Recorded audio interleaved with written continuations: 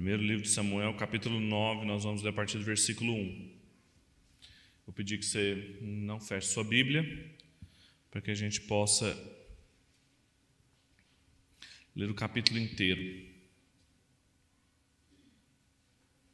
1 Samuel 9, a partir do versículo 1 diz o seguinte: Havia um homem de Benjamim, cujo nome era Quis, filho de Abiel, filho de Zeror, filho de Becorate, filho de Afias, benjamita, dono de muitos bens. Ele tinha um filho chamado Saul, moço e tão belo, que entre os filhos de Israel não havia outro mais belo do que ele. Dos ombros para cima ele sobressaía a todo o povo.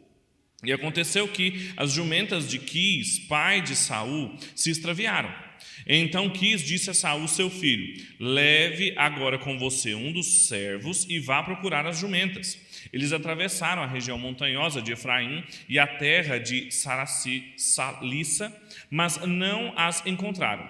Depois passaram a terra de Saalim, mas as jumentas não estavam ali. Então atravessaram o território de Benjamim, mas também não as encontraram. Quando chegaram à terra de Zuf, Saul disse ao servo que estava com ele: vamos voltar, porque senão o meu pai vai deixar de se preocupar com as jumentas para começar a se afligir por causa de nós. Porém o servo respondeu: nessa cidade mora um homem de Deus, que é muito estimado. Tudo o que ele diz acontece. Vamos agora até lá. Talvez ele possa nos mostrar o caminho que devemos seguir. Então Saul disse ao servo: mas se formos para lá, o que levaremos para aquele homem? Porque o pão que tínhamos em nossas sacolas acabou, e não temos nenhum presente para levar ao homem de Deus. Ou será que temos? E o servo respondeu a Saul: tenho ainda em minhas mãos 3 gramas de prata, que darei ao homem de Deus, para que nos mostre o caminho. Antigamente em Israel, quando alguém ia consultar a Deus, dizia: vamos falar com um vidente, porque antigamente o profeta de hoje se chamava vidente. Então Saul disse ao servo: você tem razão, vamos lá.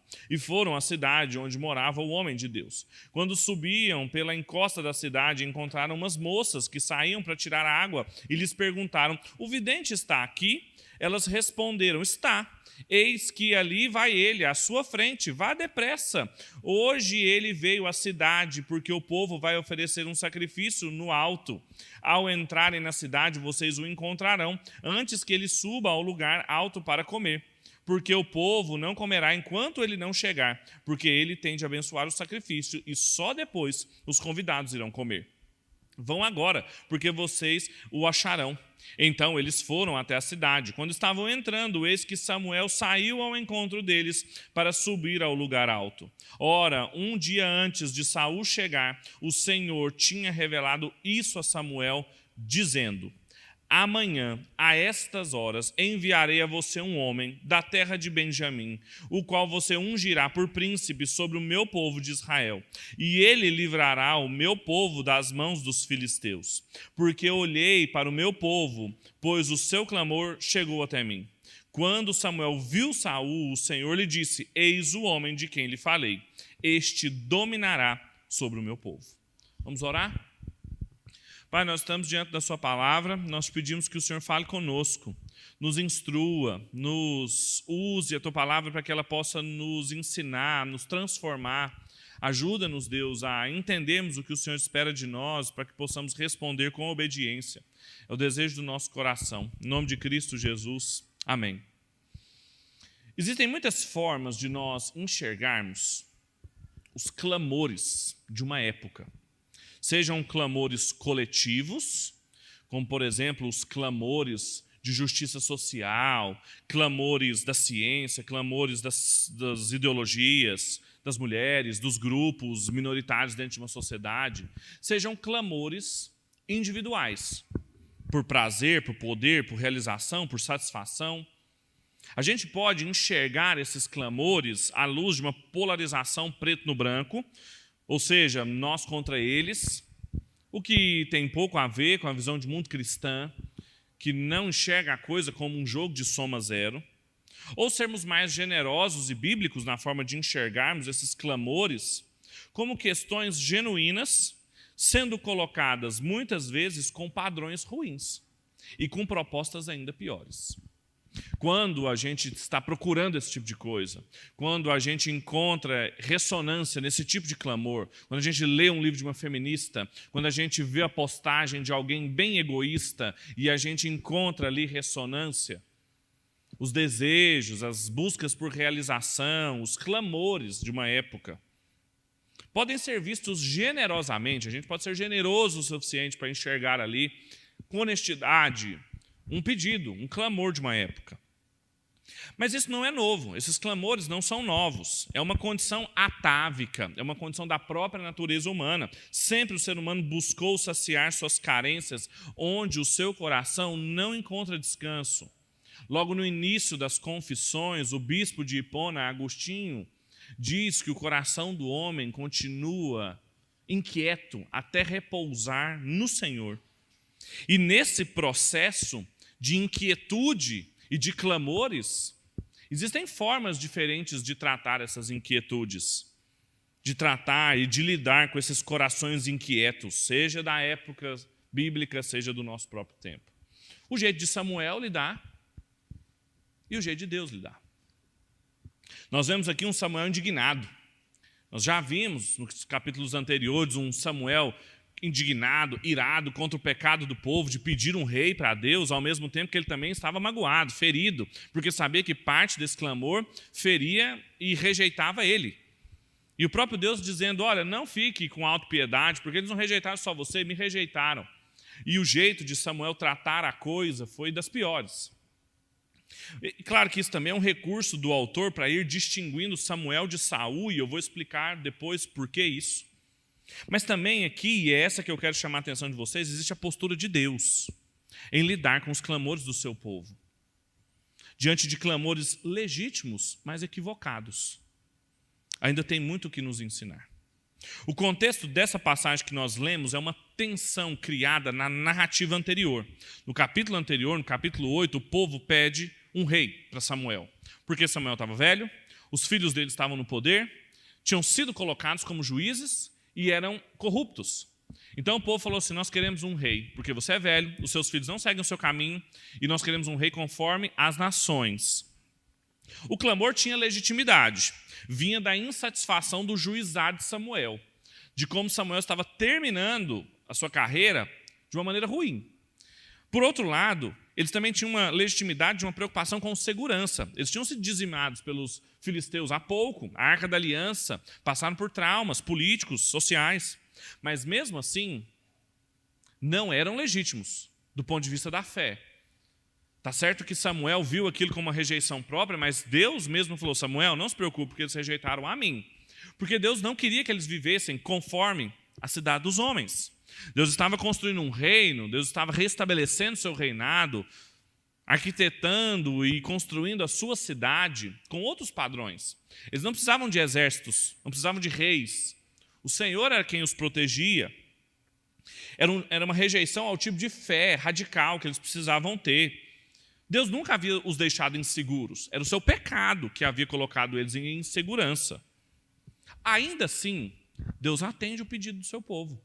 Deus fala 3 vezes para Samuel, dê um rei para eles, dê um rei para eles, atenda o pedido deles. E o que Samuel faz? Não atende o povo. Termina o capítulo com Samuel, depois de reunir todo o povo, dispensando o povo. E aí termina o capítulo 8 e começa o capítulo 9 como se fosse uma nova história. A gente começa a ler a história no capítulo 9, ela inclusive tem a estrutura literária do mesmo modo como começa o livro de Samuel. É como se fosse um novo começo.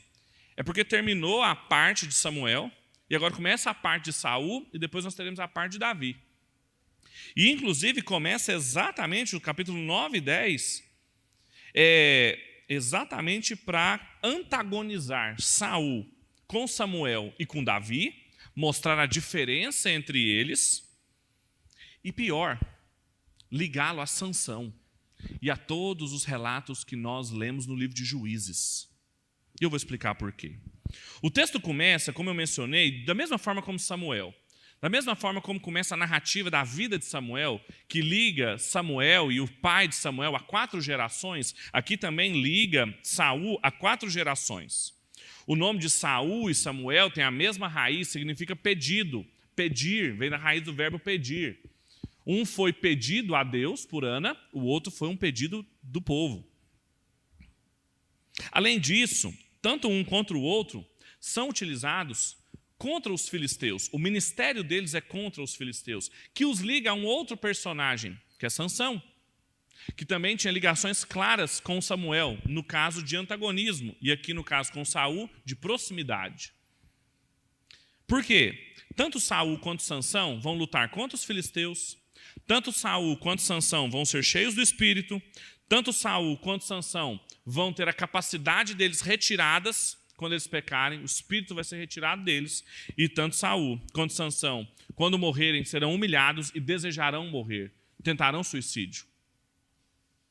O autor, o narrador, está ligando intencionalmente eles, como o autor de Juízes também estava fazendo quando estava ligando a decadência do povo à decadência da tribo de Benjamim. Justamente para mostrar que não seria da tribo de Benjamim que viria um bom juiz, nem um bom rei, mas seria da casa de Davi. Tudo isso, então, começa a deixar claro para a gente qual que é o núcleo temático desse texto que nós lemos e do próximo capítulo que nós vamos ler. É que Deus, e atenção aqui, Deus não fica indiferente ao clamor do seu povo. Ele atende o pedido do seu povo. Ao mesmo tempo em que Deus mostra que os critérios superficiais que o povo usa para pedir as coisas, para clamar pelas coisas, no caso específico aqui um rei, que são critérios segundo as outras nações operam, segundo as cidades dos homens operam, não são suficientes para dar a eles o que eles querem. Ou seja, Deus atende o pedido deles, segundo os critérios que eles apresentam, e mostra que isso não é suficiente para aquilo que eles querem. É como se você tentasse matar a sede com água salgada. Já tentou tomar água salgada para matar a sede? Não mata a sede.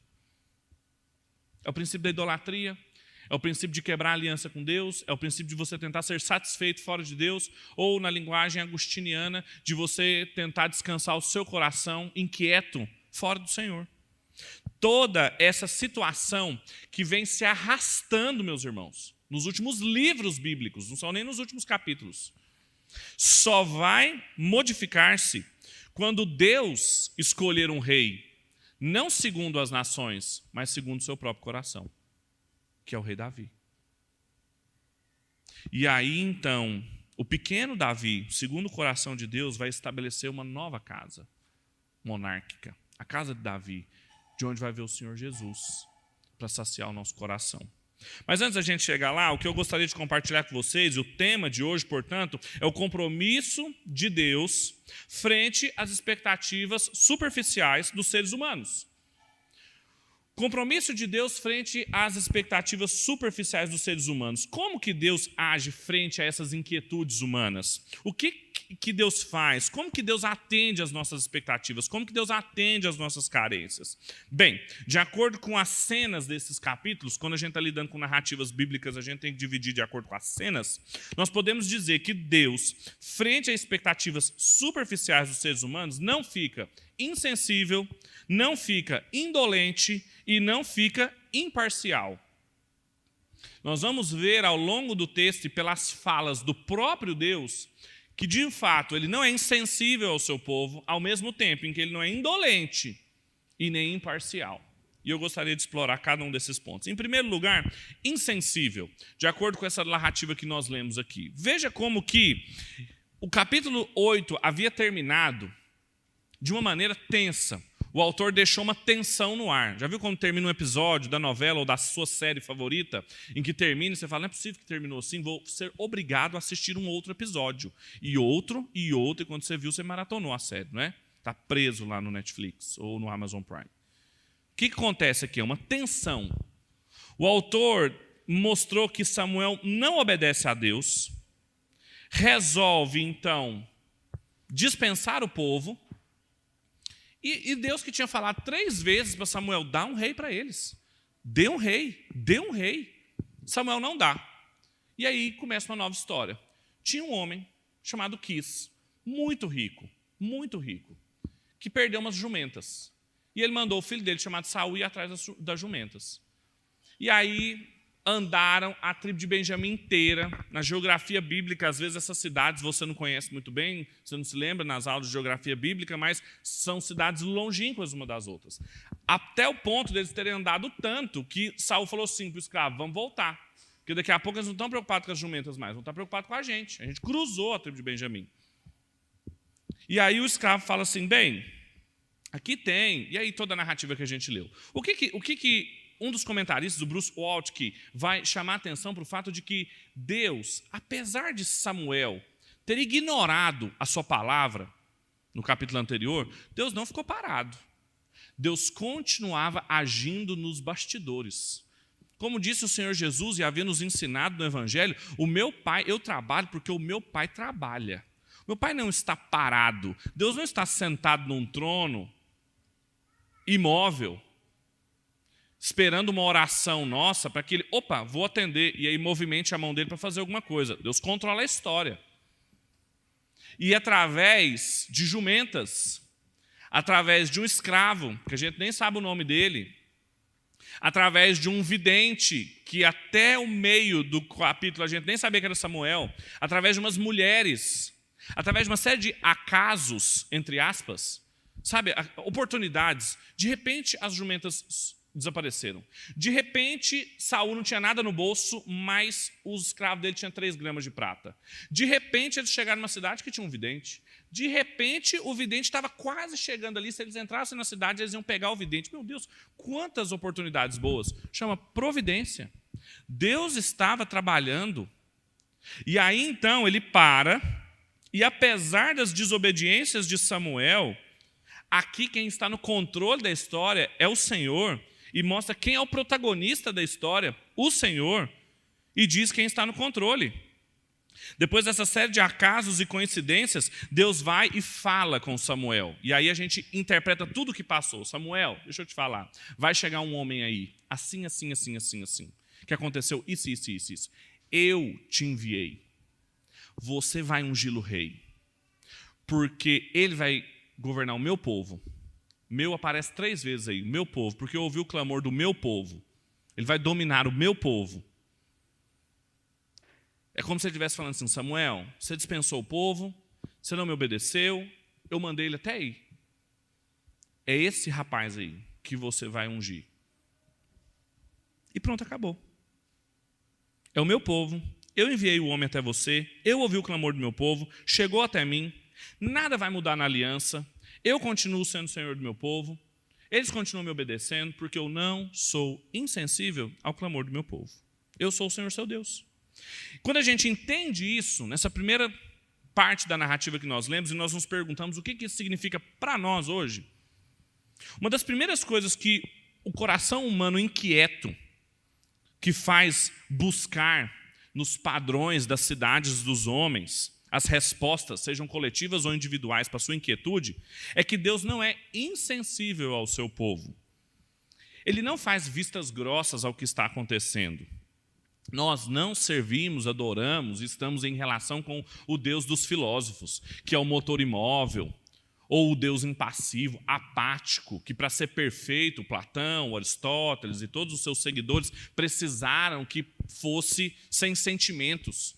Isso não é o Deus e Pai do nosso Senhor Jesus. Não é o Deus de Israel. O Deus de Israel estava o tempo todo trabalhando. O Deus de Israel tinha vontade. O Deus de Israel tinha planos. Ele fazia as coisas acontecerem. E se os seus corregentes o desobedeciam, não tem problema não.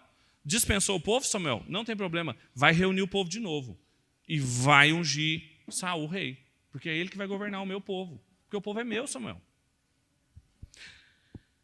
Nós servimos também, e é engraçado que o pêndulo das teologias e das compreensões a respeito de Deus, ora, oscila para esses deuses da barba branca sentado num trono impassíveis frente ao seu povo, ora, as pessoas não conseguem responder como que Deus interage, controla pela sua providência, soberania, realidade, abrem mão dos atributos de Deus.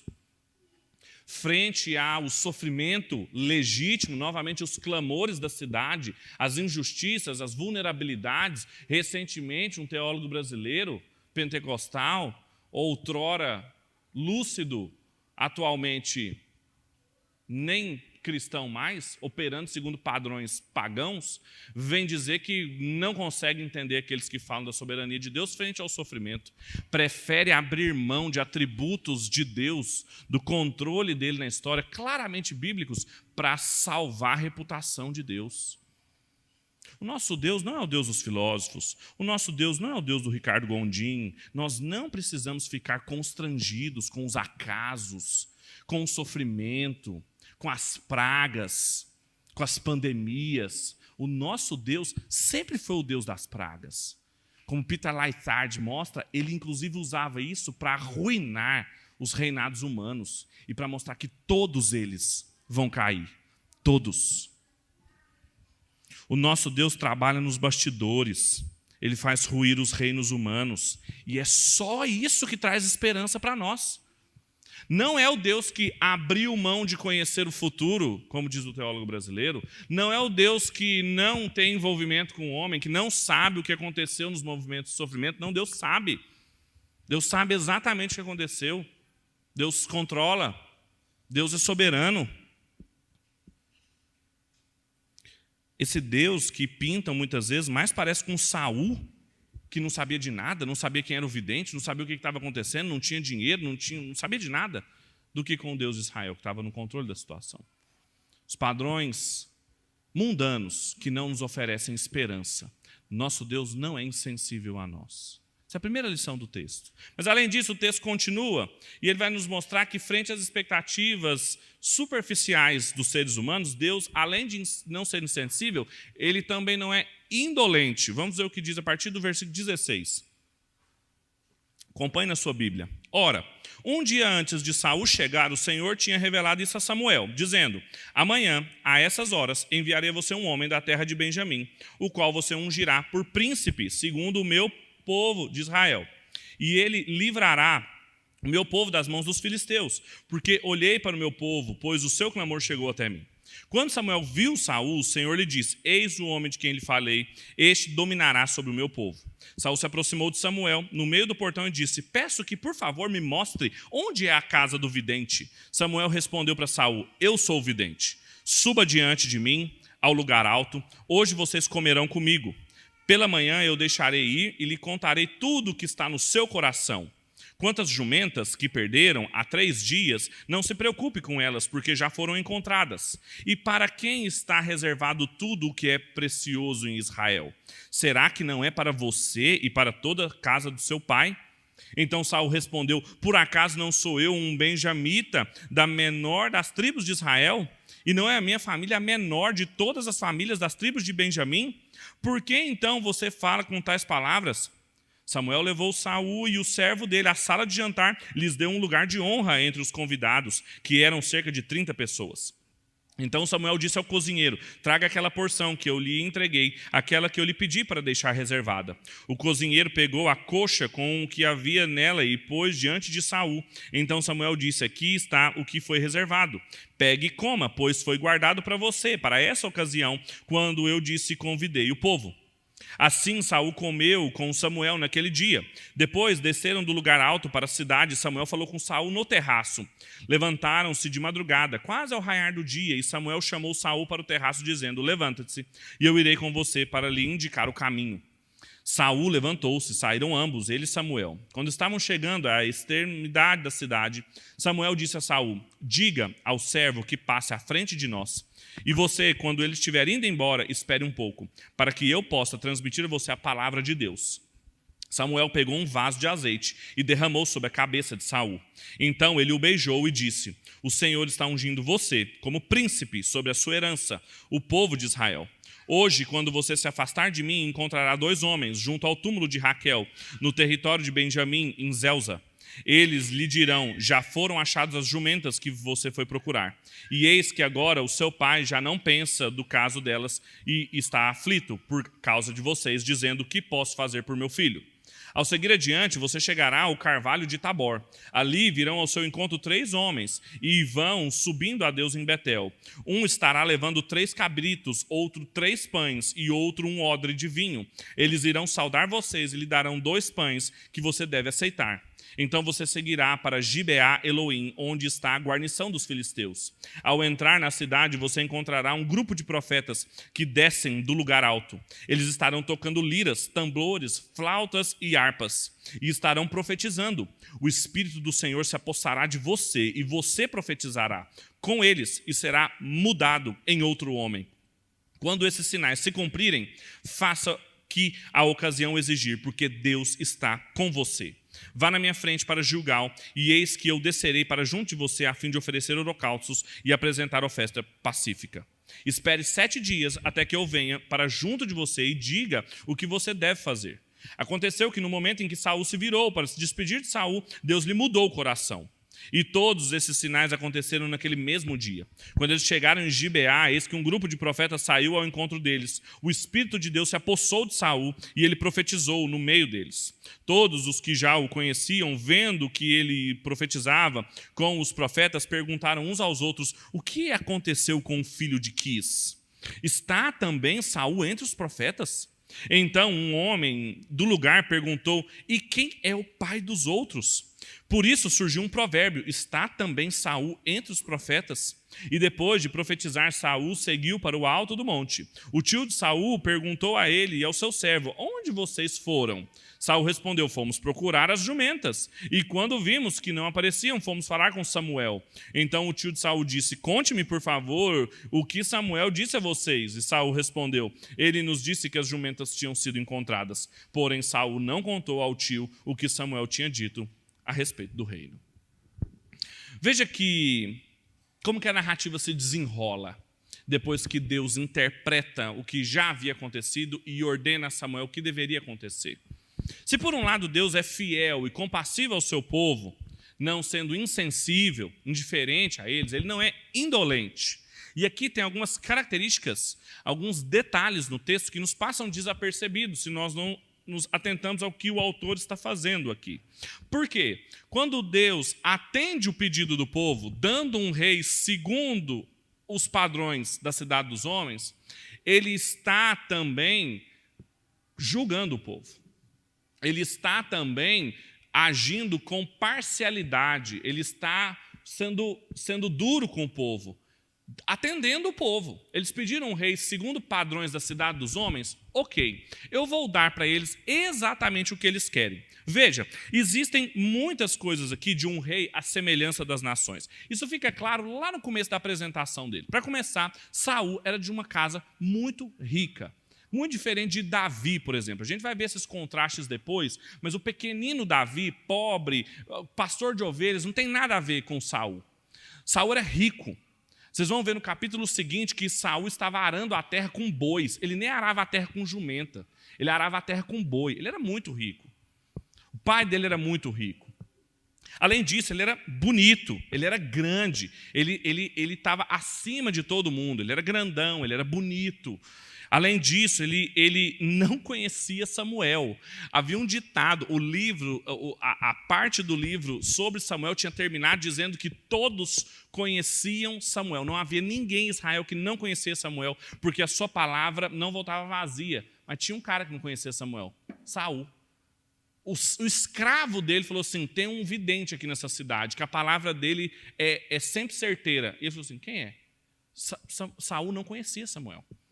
Saul, ele era o padrão, ele era rico, ele era poderoso, ele era insensível às coisas que estavam acontecendo, ele não conhecia o profeta, ele não estava preparado, não levava dinheiro com ele não sabia o que fazer, ele não sabia como lidar. Ele estava de frente para Samuel e perguntou: você conhece aí o vidente? E Samuel falou assim: eu sou vidente. Ele não conhecia Samuel, tanto que quando ele volta para conversar com o tio: onde que você estava? Estava com Samuel. É outro Saul. Experimentado. Além disso, ele é de uma tribo historicamente problemática, degenerada, que é a tribo de Benjamim, que lembra como que o livro de Juízes terminou, problemática, ligada a Sansão. Então o autor está mostrando que quando Deus escolhe Saul, ele está sendo sensível ao clamor do povo, mas ele não está sendo indolente ao povo. Ele está dando o que o povo quer, para o prejuízo do povo.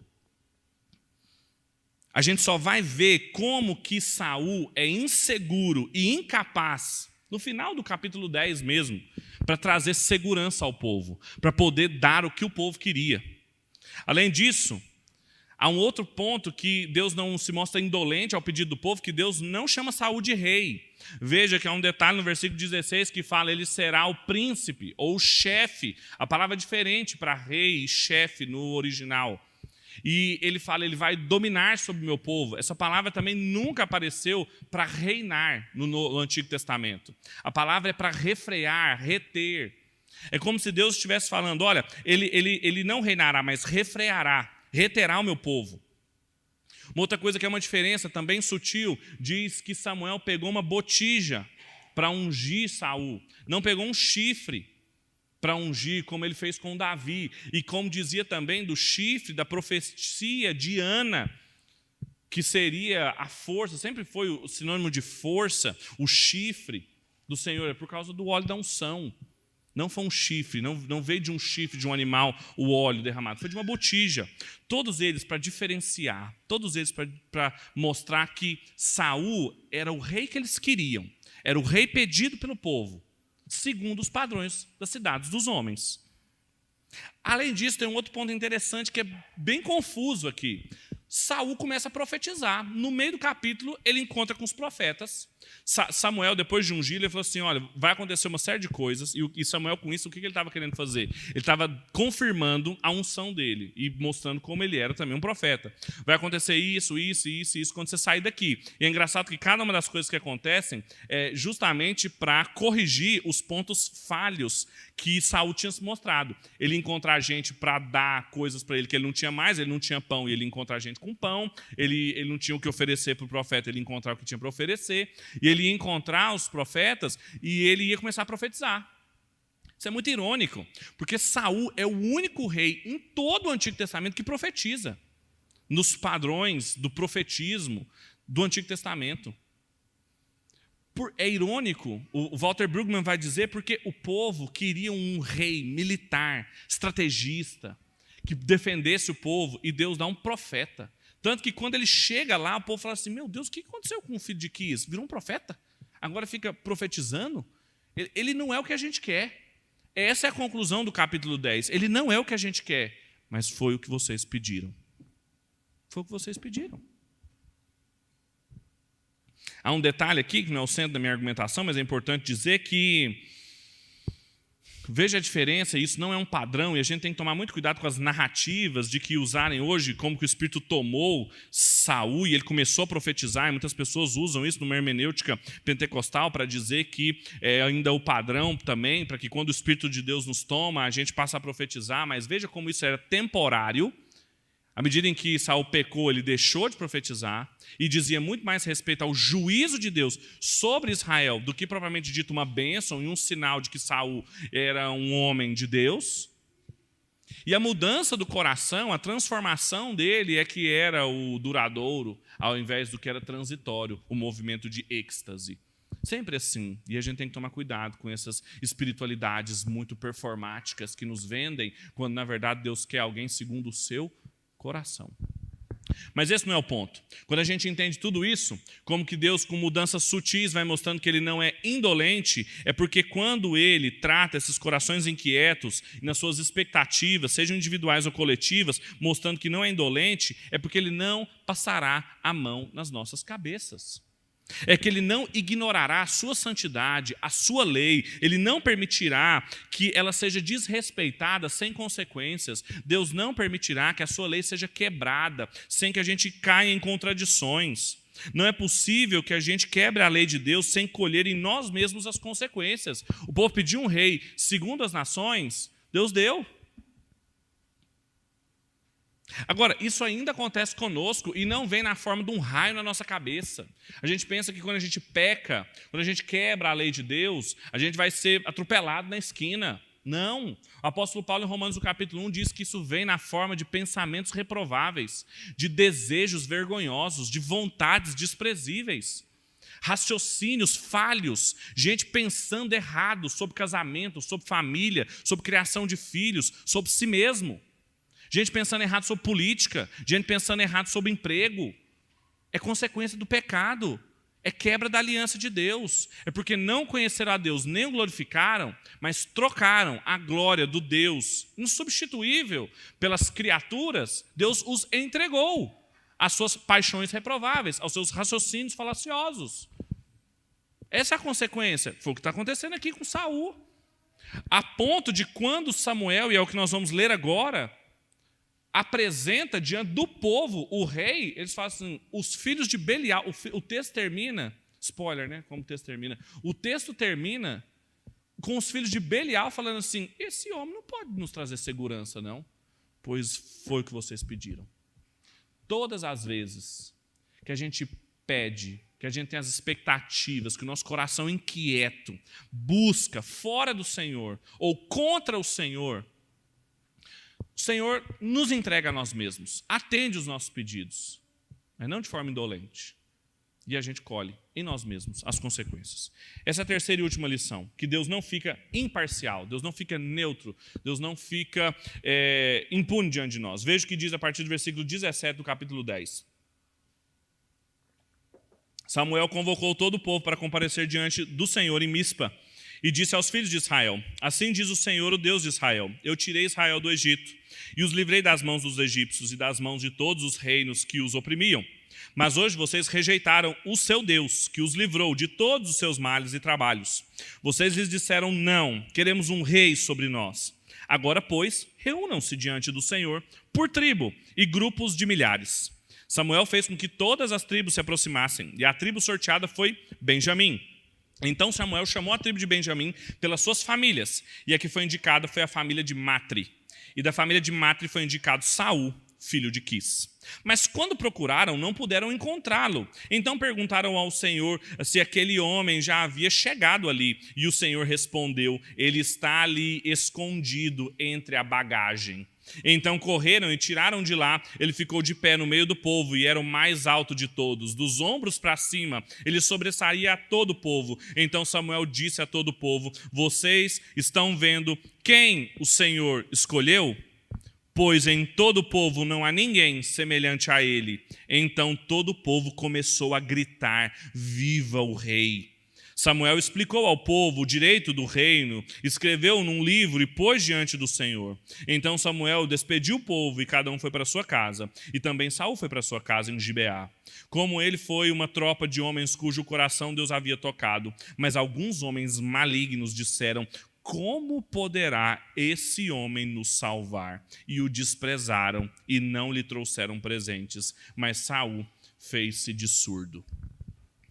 Veja como Deus não está imparcial, Deus não está neutro diante do que Ele mesmo nos entrega. O fim do texto assume a forma de um julgamento. Samuel reúne o povo e a estrutura dessa reunião é a estrutura de um julgamento.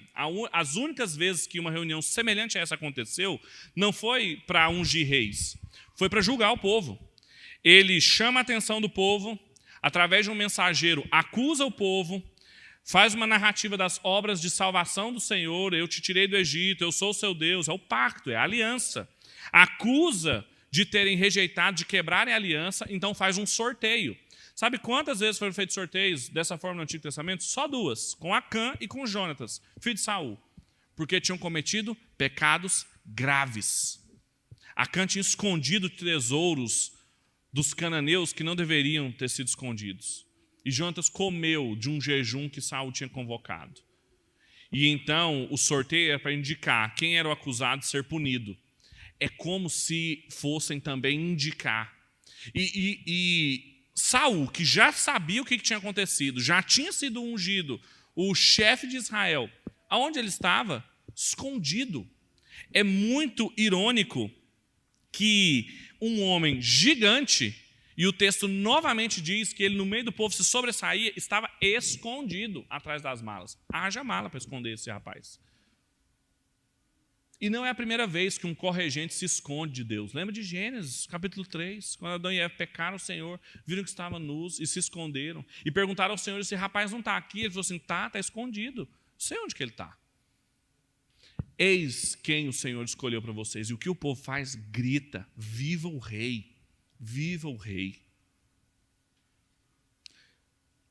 Ele era tão fora dos padrões que até mesmo os filhos malignos, os filhos de Belial, gente que claramente era semente da serpente, olhou para ele e falou assim: é isso aí que vai nos salvar? Não tem como. E daqui para frente, os próximos capítulos mostram sua incapacidade, mostram sua inadequabilidade e mostram como o povo realmente pecou ao Senhor e como que Deus agiu diante das suas expectativas frustradas. Uma das primeiras coisas, e o que isso significa para nós, é que quando a gente busca esses padrões, Deus não se mostra imparcial. Deus não nos deixa neutro diante dos nossos problemas. Ele julga, ele se mostra aquilo que nós queremos, e aquilo que nós queremos, quando ele nos entrega, já é o seu próprio juízo. E uma das coisas, para terminar, nas considerações finais, que nos ajuda a interpretar passagens do Antigo Testamento, são perguntas que a gente faz, é que a gente tem que perguntar como que o povo daquela época leu esse texto, mas tem um outro povo que é o povo do exílio. Como que o povo que tinha sido exilado lia esse texto aqui? E ajuda a gente a perguntar do povo do exílio, povo que está na Babilônia, porque eles já estão depois que a monarquia acabou. Eles vão voltar para a terra prometida, eles estão sem esperança, eles viram que isso aqui tudo fracassou, eles estão mais próximos de nós. E quando a gente pergunta por eles, do povo do exílio, quando eles estavam entendendo, por um lado, o que eles estavam vendo? Eles estavam vendo o compromisso de Deus com o seu povo, de ser sensível, mesmo quando o povo insistia em ser obstinado em quebrar o pacto, em pedir um rei, e como eles tinham feito. Eles estavam colhendo essas consequências, mas quando eles liam essas passagens, o que eles aprendiam? Deus é bom, Deus é sensível. O que isso trazia para eles? Esperança. Por outro lado, o povo que estava lá, eles se sentiam desafiados também, porque eles tinham que se arrepender de depositar as esperanças deles, que iam reconstruir, que iam voltar para Israel, de colocar suas esperanças em qualificações superficiais ou em qualificações humanas, demasiado humanas, nos líderes, para se restaurarem. E isso exigia deles atenção. E para nós, meus irmãos, é o mesmo, exatamente o mesmo. Todas as vezes que nós, com os clamores da nossa época, novamente, tanto coletivos quanto individuais, sejam ideológicos, sejam pessoais,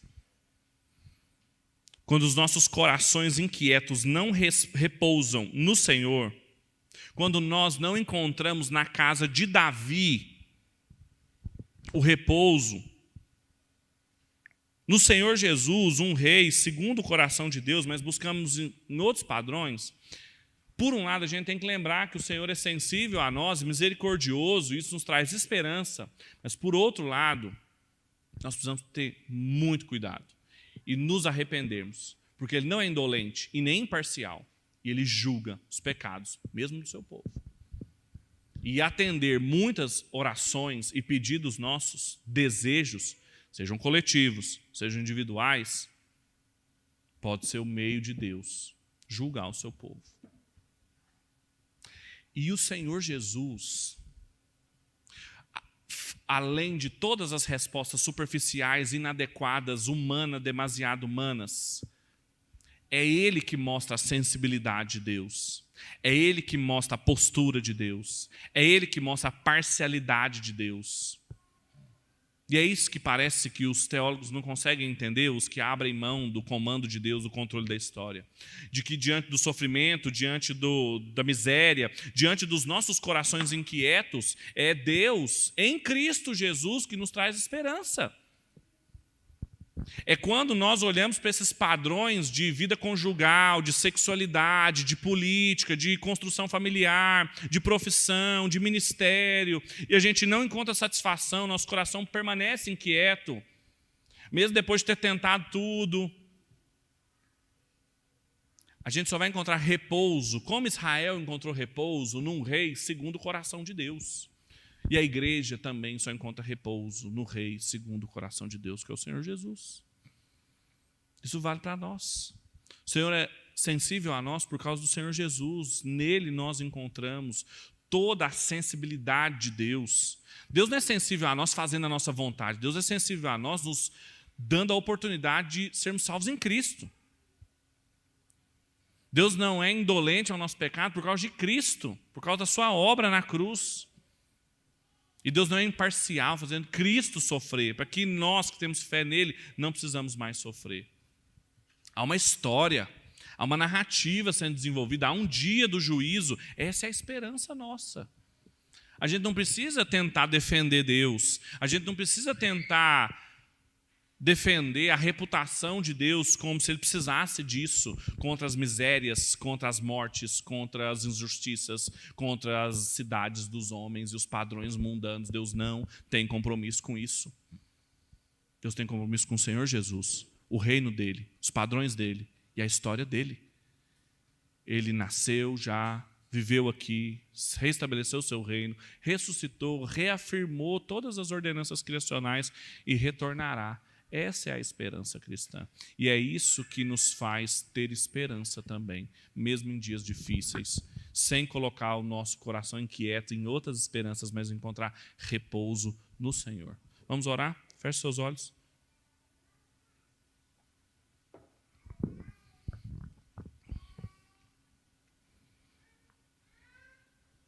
Deus, nosso Rei e Pai, nós te louvamos, porque o Senhor é soberano sobre todo o universo. Nada escapa ao seu controle, nenhum episódio da história é novidade ao Senhor, sejam eles alegres ou tristes, claros ou escuros, o Senhor conhece tudo, controla tudo, sabe quem somos, tem os nossos destinos em suas mãos, e nós te louvamos por isso, Pai. Te louvamos porque o Senhor trabalha, não está imóvel, não é apático. E te pedimos misericórdia, Deus, porque sabemos que o Senhor também não é indolente nem neutro frente aos nossos pecados. Tem misericórdia de nós, Pai, quando nós nos esquecemos diante de quem nós estamos.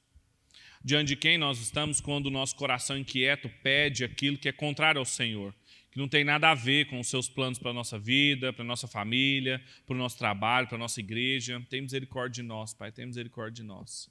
Quando a gente não encontra repouso, descanso no Senhor Jesus, mas a gente fica inquieto, procurando satisfação nas coisas construídas pelas mãos humanas. Ajuda-nos, Deus. Ajuda-nos a ter consciência disso, ajuda-nos a ter clareza disso, a encontrarmos no Senhor Jesus satisfação, sensibilidade, parcialidade, salvação, esperança. É o maior desejo do nosso coração, Deus. Que a nossa vida e a nossa esperança seja que nós não pertençamos a nós mesmos, mas de corpo e alma a Cristo Jesus, o nosso Senhor. É a nossa oração essa manhã, para a glória do seu nome. E em nome dele, amém e amém.